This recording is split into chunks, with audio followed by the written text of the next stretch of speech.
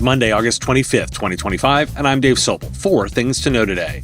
MIT says 95% of enterprise generative AI pilots flop, not from bad models, but bad execution. Cloud help desks prove essential as outdated IT support drags down security. Governments clash over privacy as the UK backs off the Apple encryption demands, and the FTC warns big tech not to weaken US protections. And Washington buys 10% of Intel with taxpayer money, reshaping chip supplies through politics, not markets. This is the business of tech. All the buzz is about a recent report from the Massachusetts Institute of Technology revealing that 95% of generative artificial intelligence pilot programs in enterprises fail to deliver results. The study, titled The GenAI Divide, State of AI in Business 2025, indicates that while there is significant promise in generative AI, most initiatives struggle to accelerate revenue growth, with only 5% achieving rapid returns. The research was based on interviews with 150 leaders, a survey of 350 employees, and an analysis of 300 public AI deployments. The lead author noted that many companies are faltering not due to the quality of AI models, but rather a learning gap in integrating these tools into their operations. The report highlights that more than half of generative AI budgets are allocated to sales and marketing, even though the highest returns are found in back-office automation. Outdated IT help desks are proving to be a significant barrier for businesses, as highlighted by recent research from Aberdeen, which indicates that 55% of organizations identify data breaches as a major hurdle in IT support. The increased reliance on cloud services is pressing 45% of businesses to modernize their support systems, with 28% actively pursuing automation to enhance efficiency. Cloud-based help desk solutions are emerging as a promising answer, with 49% of businesses already utilizing these systems to improve service quality and security.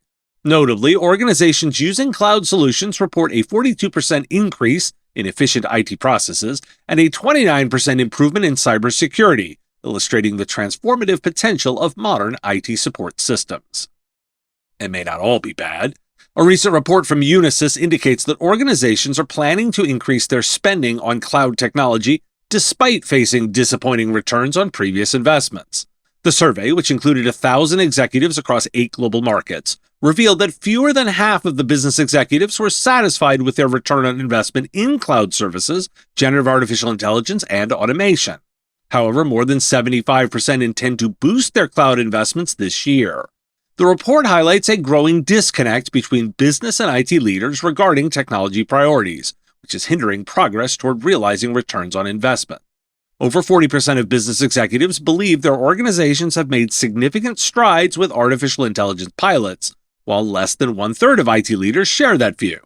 Additionally, nearly 2/3 of business executives reported that outdated security infrastructure is a barrier to effective data sharing and analysis.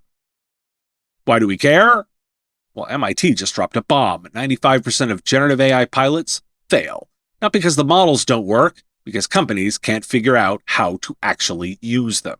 They're throwing money at flashy sales and marketing tools instead of fixing back-office processes where the ROI is real. At the same time, outdated help desks are killing security and efficiency. The ones who move to modern cloud-based systems see big jumps in both. That's where AI and automation actually work. And despite lousy returns, executives are plowing more money into cloud and AI. Why?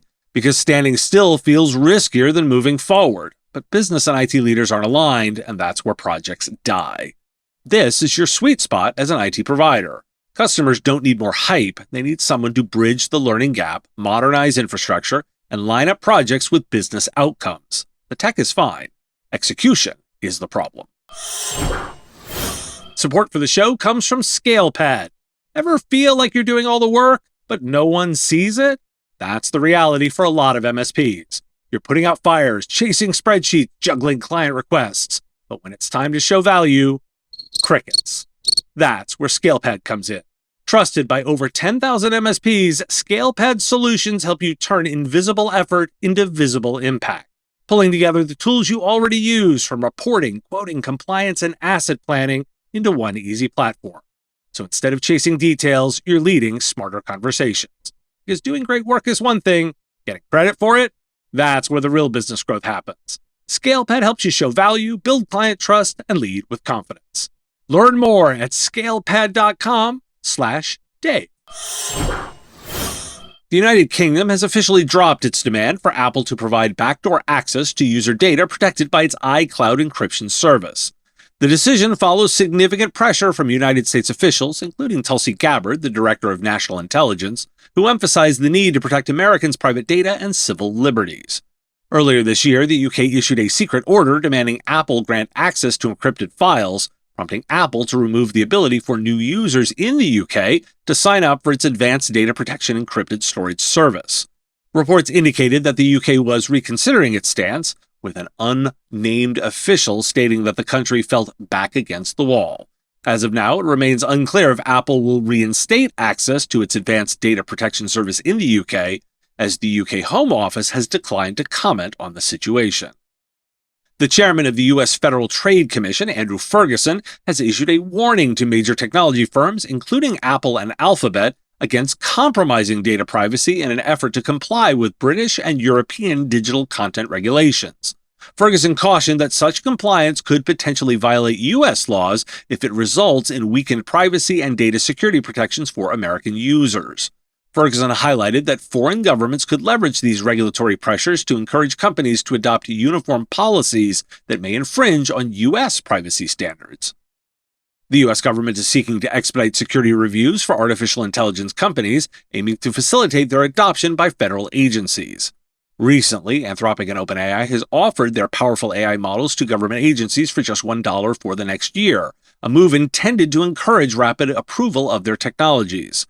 Currently, no major AI provider has received authorization under the Federal Risk and Authorization Management Program, or FedRAMP, a vital security program crucial for government cloud service usage. The General Services Administration is consulting with the Chief Information Officers Council to develop strategies for prioritizing AI companies in the security review process, which will be published on their website. Why do we care?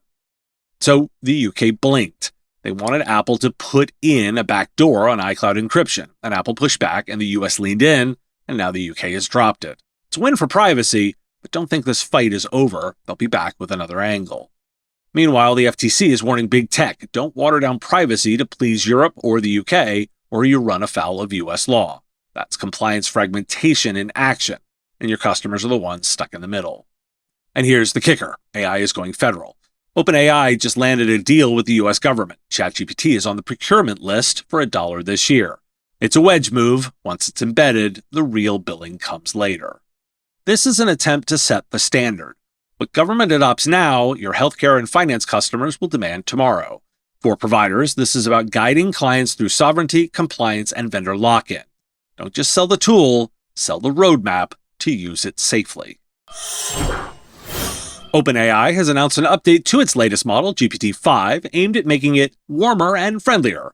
Following the model's launch, which CEO Sam Altman described as a little more bumpy than we'd hoped for, many users expressed a preference for the previous version, GPT-4o.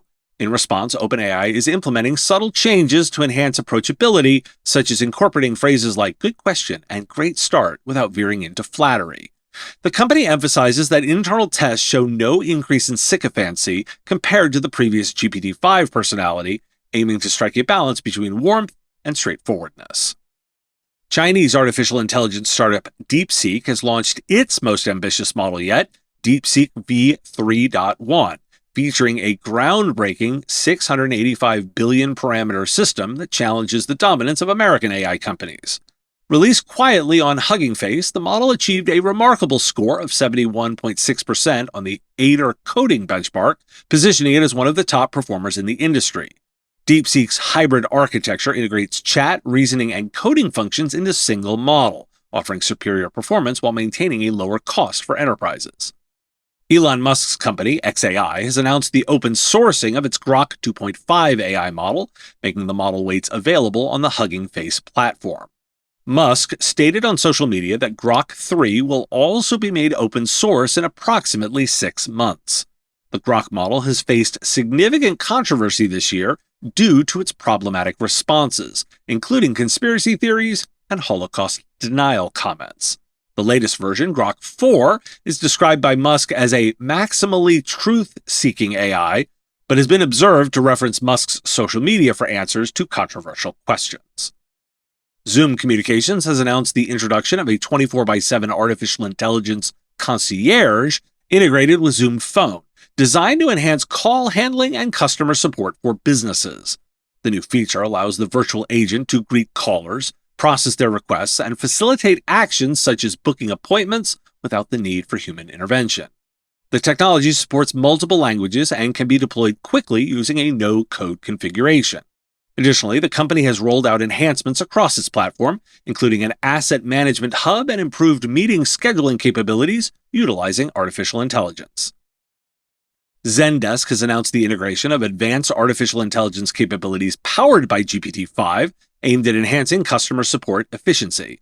The system is expected to reduce fallback escalations by over 20%, allowing customers to receive quicker, comprehensive answers without needing agent intervention. The integration boasts a 95% reliability rate in executing standard procedures and a 30% decrease in failures related to larger workflows. Moreover, agent suggestions have improved in accuracy by 5 points across 4 languages, providing more relevant advice to support teams. Sell My MSP has launched a free strategic exit assessment aimed at helping managed service providers and IT business owners prepare for transitions in their companies. The tool, developed by industry veterans, provides an objective overview of a business's readiness for scaling, selling, or succession planning. The assessment evaluates 5 key criteria to maximize return on sales, highlighting strengths, potential risks, and strategic opportunities for improvement. The free assessment is now available at thirdtier.net. Why do we care? Ready for more AI chaos? OpenAI is scrambling to make GPT-5 warmer after users complained it felt worse than 4.0. China's DeepSeek drops a monster model on Hugging Face. Musk open sources Grok, which, let's be honest, hasn't shaken off its conspiracy bot reputation. But here's what actually matters. Zoom just gave every SMB the option for a 24/7 AI receptionist, and Zendesk is using GPT-5 to cut escalations and speed up tickets. That's real, tangible AI value your customers can see. And don't miss this. Sell My MSP has a free tool to test if you're ready to scale or sell. That's lead gen, sure, but also a chance to stress test your business. The bottom line? The noise is at the model level, which are quickly becoming commoditized. The signal is in the customer-facing stuff. That's where you can make money and deliver outcomes as an IT service provider. This story is baffling me. The U.S. government is investing $8.9 billion in Intel, primarily funded by grants that were already allocated to the company under the Biden administration's CHIPS Act. This investment includes $5.7 billion in remaining grants and $3.2 billion from the Secure Enclave program. President Donald Trump announced that Intel's CEO Lip-Bu Tan agreed to give the government a 10% stake in exchange for this financial support, framing the deal as essential for Tan's continued leadership at the company. This move comes amid Intel's ongoing struggles and follows SoftBank's recent announcement of a $2 billion investment to bolster chip production in the U.S. According to Intel, the government stake will be passive with no representation on its board or governance rights. Treasury Secretary Scott Bessent suggested that the investment aims to stabilize Intel's operations and enhance domestic chip production. Critics, including some Republicans and Libertarians, argue that these moves contradict traditional free market principles. For instance, Senator Tom Tillis expressed confusion over how this aligns with true conservatism.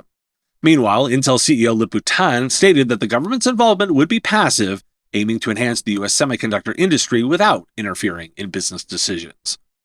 Bernie Sanders, the independent senator from Vermont, has expressed support for the plan. Sanders stated that if microchip companies profit from federal grants, taxpayers deserve a return on their investment. And the Washington Post weighed in, arguing that the deal is misguided as it allocates $9 billion in taxpayer money for a 10% share of a company that has struggled to maintain competitiveness. Intel's stock price has plummeted from over $50 per share in July of 2021 to just $24.80 as of August of this year, highlighting its ongoing decline.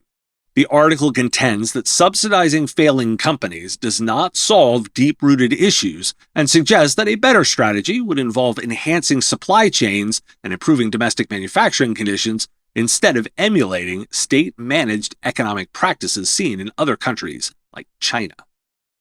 So why do we care? So the US government just bought 10% of Intel, $9 billion of taxpayer money, tied up in a company whose stock has been sliding for years, all in the name of national security.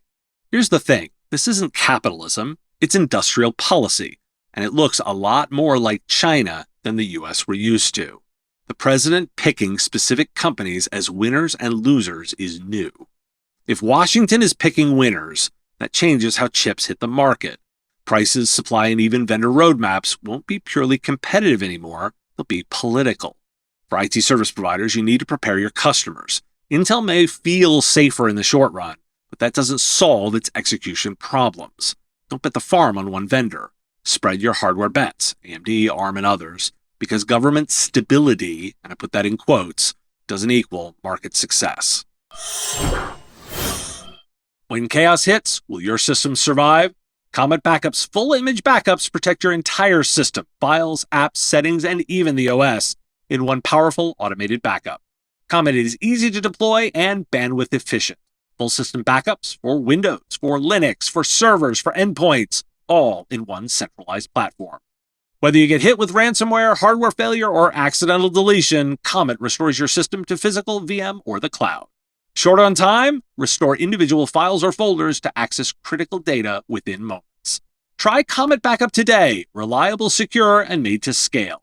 Visit cometbackup.com to protect what matters most. Get $100 free credit when you sign up with the promo code MSP Radio.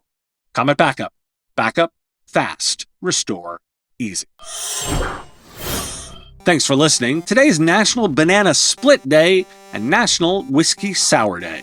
Perhaps not at the same time.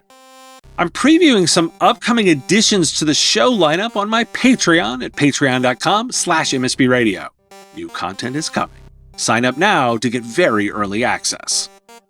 The Business of Tech is written and produced by me, Dave Sobel, under ethics guidelines posted at businessof.tech. If you've enjoyed the show, make sure you've subscribed or followed on your favorite platform. It's free and helps directly. Give us a review, too. If you want to support the show, visit patreon.com/MSP Radio, and you'll get access to content early. Or buy our Why Do We Care merch at businessof.tech.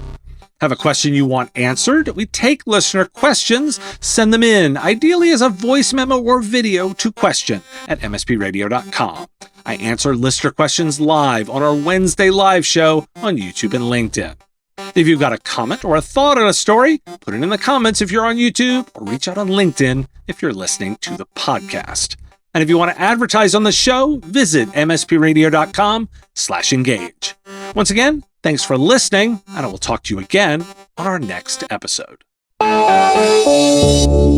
Part of the MSP Radio Network.